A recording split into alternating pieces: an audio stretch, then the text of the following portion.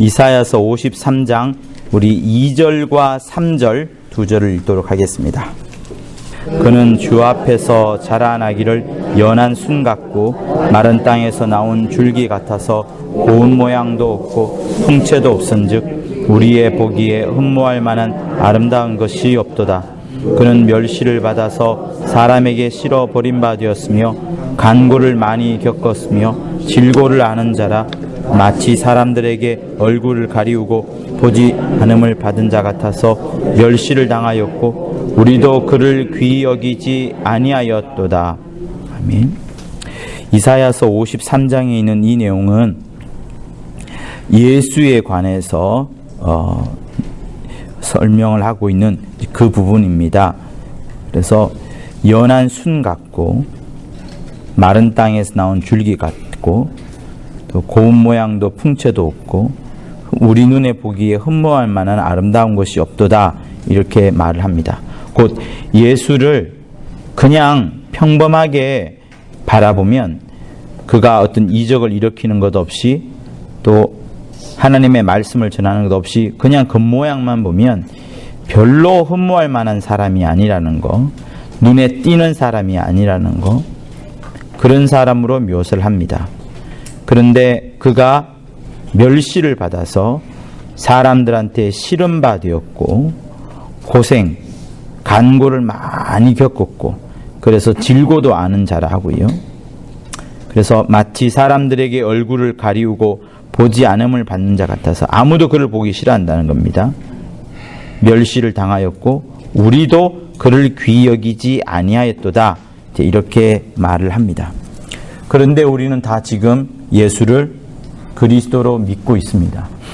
여러분, 우리가 예수를 그리스도로 지금 믿고 있는 거 아니면은 믿어지고 있는 이 부분이 굉장히 중요합니다. 어떤 사람들은 믿음에서 아예 떠나버린, 과거에 믿었다가 믿음에서 떠나버린 사람들도 있습니다. 작년인가에 제가 저를 전도한 친구를 이제 만났는데요. 그 부부가 둘 다 이제 CBA 출신이에요. 지금은 교회를 열심히 다니는 것은 아니지만 겨우 다니는 이제 수준인데 저를 전도할 때만 해도 그 친구의 믿음은 대단했었습니다. 그리고 그 부인도 한 해 선배로서 굉장히 우리 모임을 잘 이끌어갔던 그런 사람들이에요. 근데 그 모임, 그때 모였을 때에 또 다른 이제 친구들을 만났는데 아예 신앙이 없는 그런 사람을 그를 보았어요. 여러분, 믿음이라는 것이요, 이것을 갖는 것도 어렵지만 가지고 난 다음에 이거를 포기하거나 쉽게 내려놓는 것도 여러분 굉장히 쉬울 수 있습니다. 근데 한번 내려놓았거나 한번 포기한 다음에 다시 회복하는 것은 정말로 어렵습니다. 진짜로 어렵습니다. 그래서 시몬이 지금 히브리서 6장, 10장에 대해서 계속 이야기하는 말씀이 뭐냐면 짐짓죄, 곧 진리를 알고 난 다음에, 진리를 충분히 알고 난 다음에 하나님을 저버리고 그 이후에 다시 진리를 알려고 몸부림을 쳐봐야 되지 않는다는 거예요. 여러분들은 잘 아실 수도 있는데 빌리 그레함이라는 유명한 설교가가 미국에 있었죠. 작년에 이제 타계를 했습니다. 빌리 그레함, 한국에도 왔었고 조용기 목사하고 여의도에서, 그 넓은 여의도에서 집회를 할 만큼 유명한 사람이 빌리 그레함이었죠. 그래서 미국에서도 아무튼 이 세상에 한번 나올까 말까 세기의 지도자라는 말을 할 정도로 대단한 사람이었습니다. 근데 그 사람의 친구가 있어요. 설교 동력자, 설교에 있었만큼은 빌리 그레함보다 더 잘한다는 사람이 있는데 그 사람이 찰스 템플턴이라는 사람이에요. 얼마나 설교를 잘했는지 빌리가 설교한 것보다 또 훨씬 더 사람들이 잘한다고 했고 많은 사람들이 모였었습니다. 그런데 어느 날 이 사람이 이상한 책을 하나 썼어요. 어떤 책을 썼냐 그러면 하나님과의 작별, 내가 기독교 신앙을 저버린 이유라는 책을 쓰기 시작했습니다. 근데 이 사람이 그러면서 앞부분에 어떤 내용이 있냐 그러면 책의 앞부분에 사진이 큰 게 하나 있어요. 여러분이 상상해봐도 될 만한 사진인데 아프리카예요. 해가 지글지글 내리는 그 사막과 같은 땅에 몇몇 대 사람들이 아이를 안고 있습니다. 그리고 다 앉아 있죠. 얼마나 더운지 막 사진만 보면 더울 같은 그런 배경이에요. 근데 한 엄마가 하늘을 쳐다보면서 막 통곡하는 그 사진이에요. 분명히 아이가 손이 쭉 내려와 있는 거 보면 이제 죽었겠죠. 근데 그 밑에 뭐라고 되어 있냐면 한 방울의 비만 왔었더라면 이라는 그런 영어로 된 타이틀이 있습니다. 그러면서 이 사람이 하는 얘기가 찰스 템플턴이 하는 얘기가 그거예요. 만약에 하나님이 정말 살아계시다면 아니면 하나님께서 공의로운 하나님, 공평하신 하나님, 자비로운 하나님이라면 이 여자에게 한 방울의 비만 줬더라면 이 아이가 죽지 않았을 것이고 그러면은 이렇게 슬피 하늘을 바라보면서 울지 않았을 것이다. 이런 말을 하고요. 그러면서 이 사람은 이 사진 한 장면 때문에 믿음을 저버리게 됩니다. 다시 말하면 정말 하나님이 사랑의 하나님이냐? 공평한 창조주이냐? 그렇다면 이 물 한 방울만 주면 되는 이 사실을 왜 이렇게 무시했느냐 하면서 하나님은 계시지 않는다라고 생각을 하고 그런 글을 쓴 것이 바로 하나님과의 작별, 내가 기독교 신앙을 저버린 이유라는 그 책입니다. 그리고 나서 이 사람은 미국 사회에서 사라져 버렸어요. 그냥 소설가로 자리매김을 하고 끝나버렸죠. 근데 어느 날 이 사람이 죽기 전에 누군가가 이 찰스 템플턴을 찾아갔습니다. 근데 여러 질문을 하는 중에 기자가 이런 질문을 했어요. 당신도 예수 믿고 싶지 않아요? 네, 이 사람이 말을 하지 않는 겁니다. 근데 눈에서는 눈물을 뚝뚝 흘리는 거예요. 그러면서 하는 이야기가 자기도 예수를 믿고 싶다. 그런데 그래서 기자는 이분 다시 회개하고 돌이킬 수 있겠다. 하나님을 만날 수 있겠다라고 생각을 하면서 좀 더 적극적으로 말을 하려고 했는데 이 사람이 하는 이야기가 그겁니다. 아무리 해도 안 믿어진다. 내가 그동안에 많은 책을 쓰고 또 소설도 쓰고 여러 가지 희곡을 또 써내기도 하고 세상에서 유명해졌지만 지금 어떻게 보면 내가 제일 불쌍한 것 같다. 하나님은 계신 것 같은데 믿어지지가 않는다. 그런 말을 마지막에 했어요. 그것을 이제 옆에서 부인이 이제 지켜보면서 녹화를 했었던 거죠. 여러분, 우리가 지금 내가 예수를 믿고 있다는 거, 그리고 믿어진다는 거, 믿어지는 수준은 아니죠, 우리는요. 능히 믿고 있는 이 부분은 여러분, 하나님께서 우리를 견고하게 그의 은혜로 붙잡아 주지 않으면 그의 은혜를 폭포수같이 부어 주었기 때문에 내가 예수 믿는 그 능력, 예수 믿는 기본적인 힘이 있는 겁니다. 근데 이 세상에 얼마나 많은 사람들이 예수를 부인하나요? 또 믿었다가도 거부하지 않습니까? 그러나 우리는 그 과정을 견던히 이겨내고 지금 이 자리에 있습니다. 그것은 우리에게 시사해 준 중요한 부분이 있습니다. 무엇이냐? 우리 신앙에 있어서 무엇이 가장 중요한가 하는 그겁니다. 저는 이 자리에서 물어보면 무엇이 신앙에서 가장 중요한가 물어보면 누구나 다 예수 그리스도라고 말씀을 할 겁니다. 그리고 예수가 가장 중요하다라고 충분히 고백도 하고 찬양도 할 겁니다. 그렇지만 우리의 삶은요, 내 삶은 그렇지 않을 수 있습니다. 그리고 더 나아가서 내가 새벽에 기도하러 오고 철야에 기도하러 오고 기도하지만 그 기도 제목 자체도 예수를 그리스도로 삼고 있는 그 기도 제목이 아닐 수도 있습니다. 저는 언젠가 저의 기도 제목을 완전히 바꿨어요. 왜 바꿨냐면 제가 집사람하고 결혼하게 된 이유가 CBA 때 하루 3시간씩 기도한다 하니까 이제 거기에 대해서 좀 관심을 가지면서 이제 사귀게 됐어요. 기도를 많이 했습니다. 그리고 한동안 기도를 많이 했고요.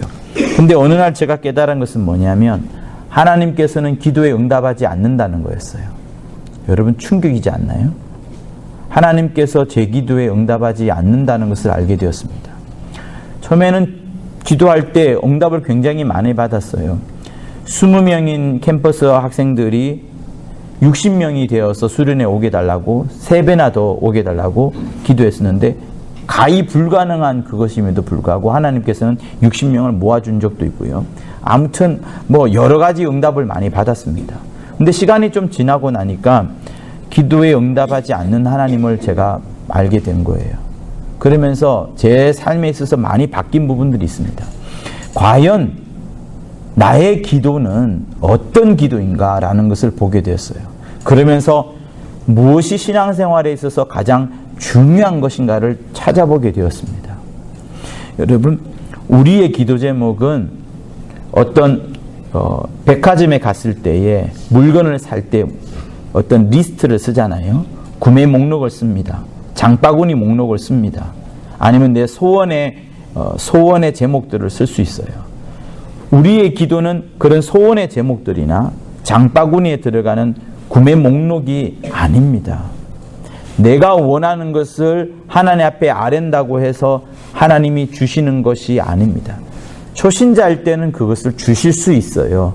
하나님께서 나에게 믿음이 이제 시작했으니 여기에 있어서 하나님께서 어떤 응답과 신호를 주려고 주실 수가 있습니다.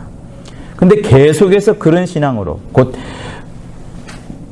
도깨비 방망이처럼 딱 두드리면 뭔가 툭 나오는, 아니면 요술 램프처럼 막 비벼대면은 알라딘의 램프처럼 비벼대면 누군가가 나타나서 나에게 뭔가를 갖다 주는, 이것으로 생각할 수 있는데 하나님을 향한 기도는 사실 이게 아니거든요. 주님이 우리에게 무엇이든지 구하라, 무엇이든지 기도하라, 구하라, 찾으라, 두드리라, 이런 말씀도 하셨지만 그럼에도 불구하고 주님께서 우리에게 가르치신 주기도문은 자세히 한번 보세요. 거기에는 어디에도 내 소원이 들어갈 수 있는 만한 그런 것들이 없습니다. 하늘에 계신 우리 아버지여, 이름 거룩히 여김을 받으시옵시며. 맨 끝에는 어때요? 나라와 권세와 영광이 아버지께 영원히 있사옵나이다. 나와는 상관이 없는 것들입니다. 어떻게 보면 하나님께서는 우리를 구원한 다음에 예수의 피를 입혀서 하나님의 자녀가 되게 한 다음에 우리로 하여금 여전히 이 땅을 살아가면서 그 장바구니 목록을 쓰듯이, 또 아니면 도깨비 방망이를 주듯이 이 세상에서 구할 것을 구하라면서 살라고 하지 않는 그 하나님인 것을 알게 된 겁니다. 곧 하나님께서 응답하지 않는 하나님을 발견하게 된 거예요. 아, 그동안에 나는 내가 열심히 기도하고 통성으로 기도하고 몇 시간을 기도하고 금식하고 새벽에도 일어나고 자기 전에도 기도하고 아침 9시에 캠퍼스 아이들을 모아놓고 막 기도했었지만 그런 것들도 중에서도 내 소원과 관련된 것은 나의 어떤 바램, 나의 욕망과 관련된 것은 하나님께서 응답하지 않는구나, 응답하지 않는 하나님을 보게 된 겁니다. 그러면서 여러분, 저에게 있어서 제일 크게 변화된 부분이 그거예요. 아, 내 기도하지 말자. 하나님이 원하시는 것을 하자. 하나님의 간절한 소원을 무엇인지 보자. 그리고 하나님의 간절한 소원의 등 위에 올라타자. 그런 생각을 갖게 되었습니다. 누가 했던 말인지는 모르겠지만 그런 유명한 말이 있죠. 내가 세상 저 멀리에 있는 지평선 너머에 있는 그 멀리 있는 땅은 내가 볼 수 없지만 내가 큰 거인의 어깨 위에 올라타면 그 거인이 워낙 덩치가 크고 높기 때문에 지평선 너머도 볼 수 있다라는 그런 말을 한 철학자가 있습니다. 저는 그렇게 하기로 결심을 했어요. 나의 기도 제목을 기도하는 것이 아니라 하나님이 간절히 원하는 그 기도 제목 어깨 위에 올라타자라는 그것이었습니다. 그래서 생각한 것이 뭐냐? 하나님이 가장 무엇을 원하시느냐? 하나님의 간절한 뜻은 뭐냐? 모든 사람을 관통하는 것, 누구 하나 상관없이 누구에게든 하나님이 원하시는 그 하나님의 뜻은 무엇인가 하는 것을 계속해서 찾기 시작하였습니다. 그러다 보니 무엇이 나왔느냐? 사도행전 1장 8절, 곧 예수께서 이 땅을 떠나시기 전에 제자들을 불러놓고 마지막으로 하셨던 마지막 문장, 마지막 말씀이 있었습니다. 그것은 오직 성령이 임하시면 권능을 받고 온 유대와 사마리아와 땅끝까지 예수의 증인이 되리라 하시는 그 말씀이었어요. 그리고 거기서부터 한 장씩 한 장씩 앞으로 들어가다 보니까 예수께서는 거의 한 가지 혹은 두 가지만 말씀을 하시는 거예요. 성령 받으라. 왜요? 성령을 받아서 전도자가 되라. 성령을 받아서 예수의 증인이 되어라. 성령을 받아서 이곳저곳 가서 그들에게 복음을 전하고 죄인된 신분을 가르쳐주고 그들의 죄를 사해라 하는 것이 주님의 제일 간절한 소원이었습니다. 그리고 여러분, 언제 이 세상의 끝이 옵니까? 온 천하 민족에게 이 복음이 증거되기 위하여 모든 사람에게 전파되리니 모든 민족에게 전파되리니 그제야 끝이 오리라 하셨습니다. 세상 끝은요, 복음이 더 이상 흘러가지 않을 때, 즉 전반대로 말하면 우리가 이 세상에서 해야 될 일은 뭐냐? 예수 믿는 사람이 해야 될 일은 뭐냐? 믿기만 해야 되는 것이 아니라 내가 믿는 그 바를 다른 사람에게 전하는 그것에 있고, 그것이야말로 주 예수, 나아가 하나님의 간절한 소원이요 간절한 뜻인 것을 이제 알게 된 겁니다. 그러니 여러분, 내가 내 기도 제목을 갖고 기도하면 그것이 이 땅에서 응답을 받을 수는 있겠어요. 그러나 그것이 하나님과 상관이 없으면 아무런 소용이 없지 않습니까? 그리고 그것이 이루어진다고 한들 하나님의 뜻과는 상관이 또 없는 겁니다. 그런데 반면에 내가 기도할 때마다 주의 소원이 이루어지게 해달라고, 어떻게 하면 하나님의 뜻이 어디인지를 헤아려 보는 그 기도, 하나님 앞에 계속해서 여쭙고 물어보고 하나님의 방법을 구하고 하나님의 움직임을 구하고 하는 이 기도를 한다 그러면 나는 영원히 기도의 응답을 받는 것일 수밖에 없다는 것을 알게 된 겁니다. 그래서 성도 여러분, 내가 기도를 하더라도요, 하나님이 응답하지 않을 때가 많습니다. 많아지지 않나요? 그것은 우리에게 뭘 말하냐면, 어떠한 기도를 한다 할지라도 그 기도가 하나님의 뜻과 반대되는 것이라면 우리에게 하나님은 좀 더 답을 주지 아니하시고 대신에 우리에게 뭔가를 암시하는 거예요. 야, 너 좀 더 생각해봐라. 그게 과연 하나님의 뜻이겠느냐? 이거를 주지 않는 것이 오히려 너에게 더 성숙한 신앙으로 이끌어가고 너가 좀 더 나를 더 알아가는 신앙으로 이끌어가는 것이 아니겠느냐라고 말을 하시는 그 하나님을 점점 저는 발견하게 된 겁니다. 그러다 보니 여러분, 욥기를 한번 보세요. 욥기가 41장까지인가 엄청나게 많습니다. 그러나 1장부터 그렇게 욥이 힘들고 고난 가운데와 역경 가운데 있지만 하나님은 절대로 답을 주지 않아요. 그리고 나의 중에 욥에게 스스로 깨닫게끔 하죠. 아, 하나님이 아무런 답하지 않았지만 욥은 마침내 깨닫고 하나님은 마음대로 하시는군요. 이 천지 만물의 완전한 주인이시군요. 권선징악으로 일하지 않습니다. 선한 것을 권면하고 악한 것을 싫어하는 이런 방향으로 하나님 일하지 않습니다. 착한 사람에게 상급을 주고 악한 사람에게 죄악을 준 이런 방법으로도 일하지 않습니다. 아무도 그 얘기를 알 수가 없고 아무도 그 얘기를 측량할 수가 없으신 분이 하나님이시거든요. 그러니 여러분, 우리는 늘 뭘 해야 되느냐? 오늘도 하나님의 뜻이 무엇인지, 그래서 그 뜻을 살펴보려면 말씀을 늘 읽는 사람이 되어야 되고, 내 삶 가운데요, 내 삶 가운데 하나님이 지금 무엇을 말씀하신지 늘 돌아봐야 됩니다. 그게 아니라 오늘 일하고 있는데 이 일이 안 풀려서 이것 갖고 또 기도하고, 저쪽으로 가는데 또 저쪽에 어떤 방해거리가 생겨서 그럼 또 그거 갖고 기도하고, 이거는 하나님의 삶과는, 하나님의 뜻과는 상관이 없습니다. 오히려요, 하나님은 여러분의 삶 속에 조금씩 말을 합니다. 너를 통하여 내가 원하는 것은 이 방향이니 너는 이 방향으로 가라라고 조금씩 일러주는데, 우리의 귀가, 우리의 소원이, 나의 기도 제목이 하나님의 뜻을 헤아리는 것을 방해하고 있는 거예요. 그래서 못 깨닫습니다. 그래서 그런 지경에까지 전 들어가다 보니까 내가 아무리 열심히 하고 내가 아무리 심지어 헌신한다 하더라도 그것이 하나님의 뜻과 상관이 없는 거라면 다 무너지는 게 말겠구나 라는 것을 알게 되었고, 최근에 원로님께서 계속해서 두 가지 종교를 이야기를 하잖아요. 자기가 열심을 내는 종교와 하나님이 계시 혹은 하나님이 가르쳐 주시는 그 종교가 있는데, 우리 모두는 가만히 내버려 두면 교회 다닌다 하더라도 자기가 열심을 내는 종교 속에 빠질 수밖에 없겠구나라는 것까지 이제 알게 되어 가는 겁니다. 물론 시몬이 잘 가르쳐 주셨죠. 사랑하는 성도 여러분, 그러므로 우리가 내가 열심으로 뭔가를 잘한다는 그것보다 오늘도 하나님의 뜻이 무엇인지 이것을 헤아려 봐야 됩니다. 그러면 여러분 어떻게 된 줄 아세요?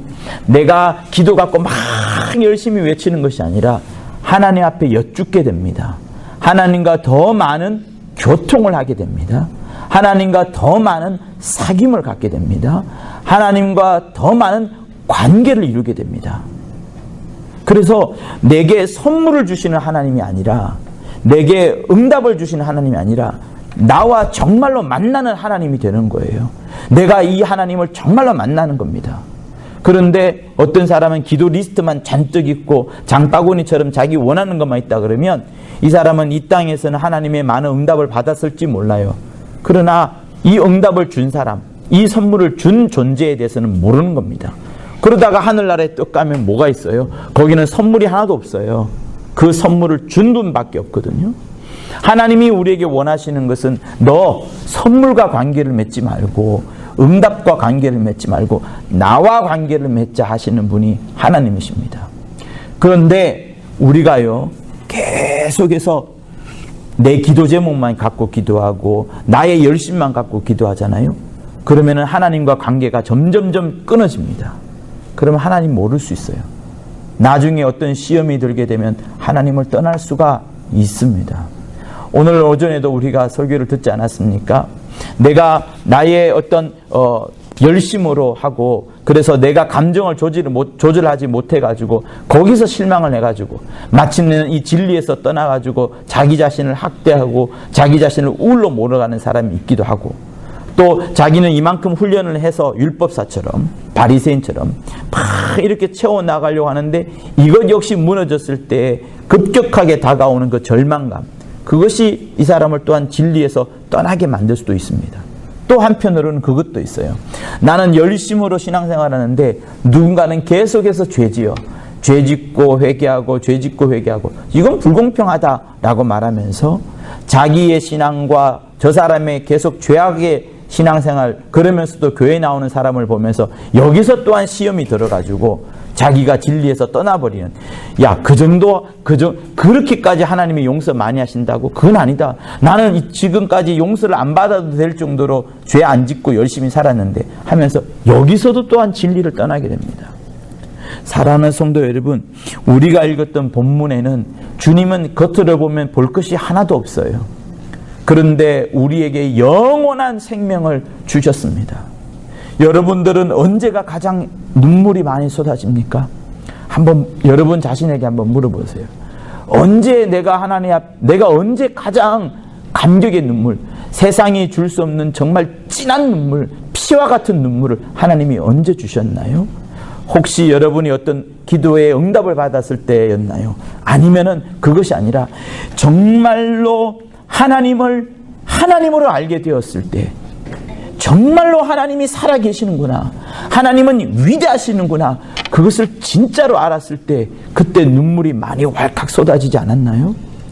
그리고 내가 십자가 앞에 갔을 때에 정말로 내가 죄인이라는 사실을 무엇보다도 깨닫게 되었고, 죄인이라는 사실 속에 확 깊이 빠져들어가면서 그때에 주님께서 십자가에서 흘려주신 그 보혈의 공로, 그것이 값지게 내 영혼 속에 팍팍 스며들 때 그때 눈물을 팍팍 쏟지 않았나요? 그리고 그렇게 눈물을 쏟았을 때에 기도하지도 않았지만 갑자기 병이 떠나가고 병이 낫는 역사가 나타나지 않았나요? 오히려 반대로 하나님 이 병 고쳐주세요, 하나님 이 부도를 막아주세요, 하나님 이 물질을 주세요 하고 응답을 주었을 때 그때 눈물이 쏟아졌나요? 무엇이 진짜입니까? 사랑하는 성도 여러분, 우리 신앙에 있어서 최고의 진리, 변치 않는 진리는 무엇인가 하면 예수께서 십자가에서 피를 쏟아주셨고 그 피는 나를 위해서 쏟아주신 것이고 그 피를 내가 십자가 앞에 서서 보았을 때 서기는요 무릎 꿇죠. 바짝 엎드릴 수밖에 없죠. 그 바짝 엎드려가지고 그 피가 나를 위해서 흘리진 피라는 것을 정말로 깨닫게 되었을 때 온 눈물을 다 쏟게 되는 것이고, 그럼에도 불구하고 하나님은 나를 죄를 사해 주었을 뿐만 아니라 나를 감히 창조주의 그 아들, 하나님의 아들로 나를 삼아 주신다오니 이보다 더 큰 감격이 어디 있습니까? 이것이 최고의 진리요 최고의 복음이 되어야 되는데, 근데 그렇지 않고 우리가 신앙생활하다가 또 다른 것을 구하고 또 다른 응답을 구한다 그러면 우리는 진리에서 멀어지게 되는 겁니다. 짐짓죄를 저지를 수도 있게 되는 그 지경이 바로 이건 거예요. 그래서 사랑하는 성도 여러분, 찬송가 어디를 한번인가 펴보세요. 10페이지 중에 적어도 4-5번은 예수의 피에 대해서 나옵니다. 일부러 강조하지 않았지만 우리의 선대 믿음의 조상들은 무엇이 가장 중요했느냐, 기도 응답이나 또 요즘 신문이 말하는 건물이나 어떤 것보다도 진리, 하나님의 말씀이 우리 심령에 다가오고 예수의 피가 우리 영혼을 적시고 예수의 은혜가 우리 영혼을 충만하게 하는 그것이야말로 최고의 진리이니 다른 것과 비교할 수가 없는 겁니다. 그러므로 사랑하는 성도 여러분, 혹시 여러분이 아프더라도요, 혹시 여러분의 문제가 생기더라도요, 여러분 삶 가운데 어떤 어려움이 있다 하더라도요, 최고로 중요하게 이 것은 뭐냐, 주는 그리스도시요 살아계신 하나님의 아들이니다 라는 그 고백, 누가 주인이냐 하는 그겁니다. 나는 절대로 주인이 아니에요. 나는 내 삶의 주인이 될 수가 없습니다. 나의 주인은 예수 한 분뿐이요, 나는 오직 그분의 증인으로, 나의 주인이 예수이니 나는 예수의 증인이 되리라는 그 마음만이 이 세상을 살아갈 때 최고로 하나님이 기뻐하시는 바로 그것이 되어가는 겁니다. 그래서 사랑하는 성도 여러분, 제가 좀 이따가 부를 것이 138장에 나오는 만왕의 왕 내 주께서예요. 십자가 내가 처음 볼 때에 나의 마음에 큰 고통 사라져. 예수의 피를 볼 때에 여러분의 모든 고통이 사라져야 하는 겁니다. 여러분의 모든 근심과 걱정이 없어져야 되는 겁니다. 그러니 주의 보혈만 생각하면 기쁨이 넘쳐나야 되는 것이고, 주의 보혈만 생각하면 더 이상 내가 손해볼 것이 없을 만큼 그것만으로 충분하다고 여길 수 있어야 되는 그것이 진짜 믿음이에요. 그것이야말로 거듭난 자요, 그것이야말로 예수 믿는 자요, 그것이야말로 주의 보혈의 능력을 정말 체험하는 겁니다.